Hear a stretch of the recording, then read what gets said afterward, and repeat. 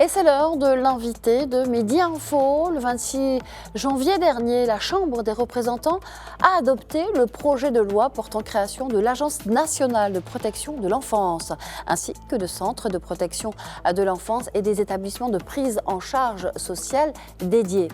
Monsieur Lahlou Azel Arab, président de l'Association nationale pour la protection de l'enfance, est notre invité. Bonjour et bienvenue à vous. Merci, bonjour et merci pour l'invitation. Alors, quels sont les objectifs principaux de cette agence nationale pour la protection de l'enfance? Et puis surtout, en quoi se distingue-t-il des dispositifs déjà existants dans notre pays? Tout d'abord, l'Agence nationale pour la protection de l'enfance est un établissement public qui est stratégique, qui est créé pour unifier et piloter la politique nationale de la protection de l'enfance, en centralisant la gestion des centres de protection et en assurant le suivi des enfants vulnérables. Et en coordonnant bien sûr les interventions des divers acteurs, comblant ainsi les vides juridiques et les manques de coordination précédentes. C'est ça la différence entre avant et maintenant. D'accord, alors vous venez de parler de vide juridique. Justement, quel sera le statut juridique de cette agence nationale et comment cela influencera-t-il son efficacité?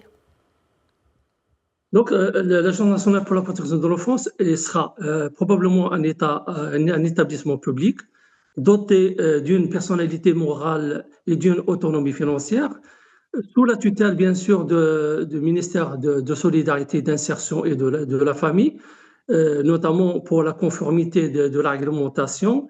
Ça va être une structure très équilibrée, qui aura la gestion décentralisée et qui permet d'allier la spécialité et la réactivité opérationnelle en tant qu'entité autonome qui gère des crises sociétales qui ont souvent des conséquences sur la protection de l'enfance.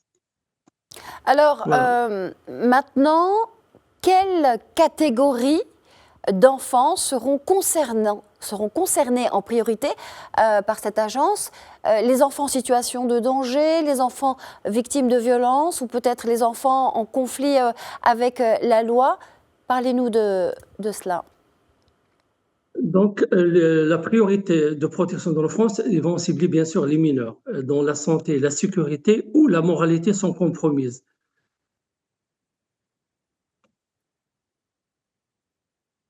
Vous m'entendez? Oui, je vous entends très bien, monsieur Azel Arab. Vous pouvez poursuivre. Donc je répète, la priorité de protection de l'enfance, donc ça va cibler les mineurs, dont la santé, la sécurité et la moralité sont compromises. Tous les enfants qui sont en danger, que ce soit par négligence ou maltraitance, qui sont victimes de violences, soit physiques, sexuelles, ou la traite ou maltraitance, ou l'exploitation, et ceux qui sont en conflit par contre avec la loi, ils vont nécessiter des mesures alternatives à la détention. Dans ce contexte, comment l'agence coordonnera-t-elle son action avec les autres acteurs institutionnels, dont peut-être votre agence à vous également? Donc l'agence coordonnera les actions en tant que pivot stratégique, bien sûr, unifiant les politiques nationales, supervisant les institutions et fédérant les acteurs, soit la justice et la santé et l'éducation et les collectivités, pour protection intégrée, pour une protection intégrée. Les actions incluent le partage des informations, la supervision des centres et la prise en charge des centres vulnérables. Pour ce qui concerne notre centre de protection des enfants abandonnés, donc on sera sous la tutelle de cette agence qui, en application de l'article 1405 et qui est renforcé par l'article 6515, qui a des normes et des exigences qui sont à la hauteur des normes internationales et qui veilleront à ce que ça soit appliqué sur tous les centres de protection de l'enfance. Donc, nous, on fera partie aussi de ces centres qui vont, comment dirais-je, qui vont respecter cet article de 75-75. Donc, on sera tous soumis aux mêmes conditions. Donc, il y aura probablement une nomenclature et une circulaire d'application et qui va uniformiser le travail de tous ces centres de protection de l'enfance.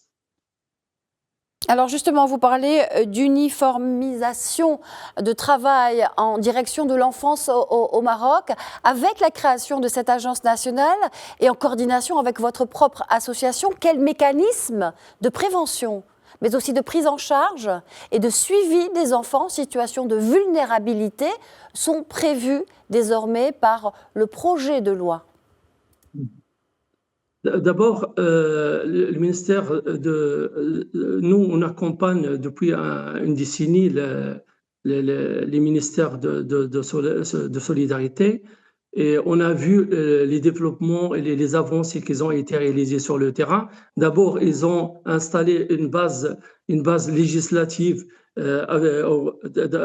comme le projet de la loi au protocole territorial qui renforce la protection de l'enfance au Maroc via l'aide directe destinée à la protection, soit par les UPE, c'est les unités de protection de l'enfance, qui sont, c'est des associations qui ont des conventions avec le ministère de Solidarité et qui gèrent l'intervention avec la coordination des CAP, bien sûr, qui, eux, dépendent de l'entraide nationale et qui travaillent pour l'accompagnement juridique, administratif et socio-médical.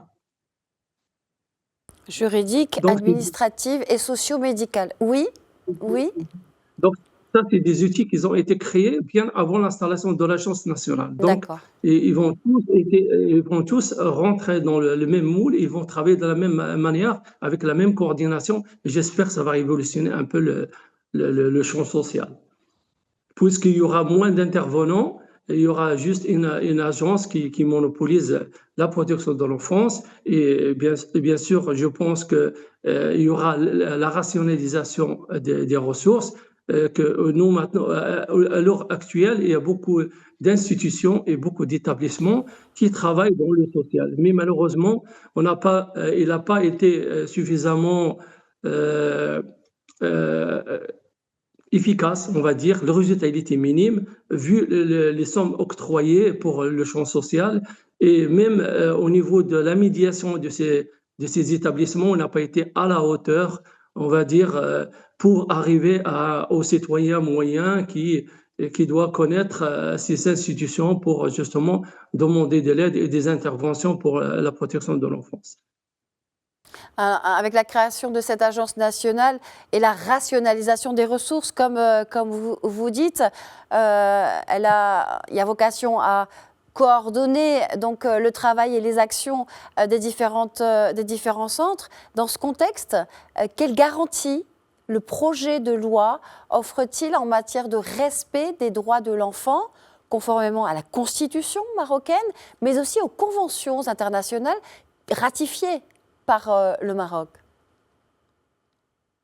Pour tout ce qui concerne la garantie, justement, la loi 29-24, il est venu pour renforcer la protection de l'enfance, en centralisant la gouvernance via l'agence nationale, harmonisant les lois avec la Constitution, article 32, et les conventions internationales.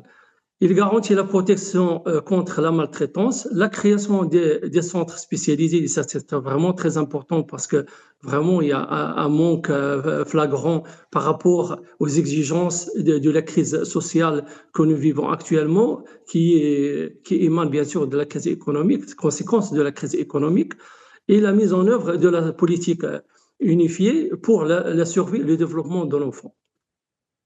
Alors vous venez... Oui, allez-y, je vous en prie. Donc, oui. Pour ce qui nous concerne, en tant qu'association, nous avons fait, lors de la création, dans la journée d'études, avec le cabinet d'études qui a été déployé par le ministère d'insertion, on avait fait des propositions assez révolutionnaires et pour l'instant, ça n'a pas été pris en compte. J'espère que ça va être pris en compte ultérieurement dans la deuxième phase. cette proposition, c'était la modification de Daher Sharif 58, qui est l'autorisation pour la création d'une association. Sachant bien que au Maroc, nous avons plus de 300 000 associations qui, dans une bonne partie, prétendent faire du social. Nous voulons que cette modification sélectionne ces associations qui ont un caractère social et qui inclut un cahier des charges dans lequel on spécifie la prise en charge et l'accompagnement d'une centaine de familles qui se retrouveraient aux alentours de l'association pour faire l'accompagnement juridique, social, administratif et socio-médical.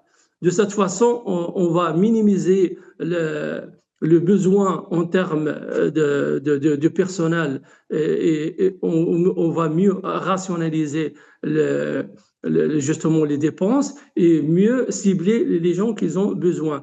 Ces associations ils vont devenir le conseil privilégié de ces familles qui vont venir vers eux à chaque fois qu'ils sont en situation de difficulté pour justement consolider l'enfant au sein de sa famille et éviter justement l'éclatement de la famille. Et nous, on sait très bien que actuellement, il y a plus de 300 000 divorces par an. Peut-être avec cette façon, et je suis sûr et certain que ça va consolider la famille et on n'aura pas d'enfants qui sont en situation de rue. Merci infiniment, Monsieur Lahlou Azel Arab, d'avoir été l'invité de Midi Info. Je rappelle que vous êtes président de l'Association nationale pour la protection de l'enfance. Merci à vous.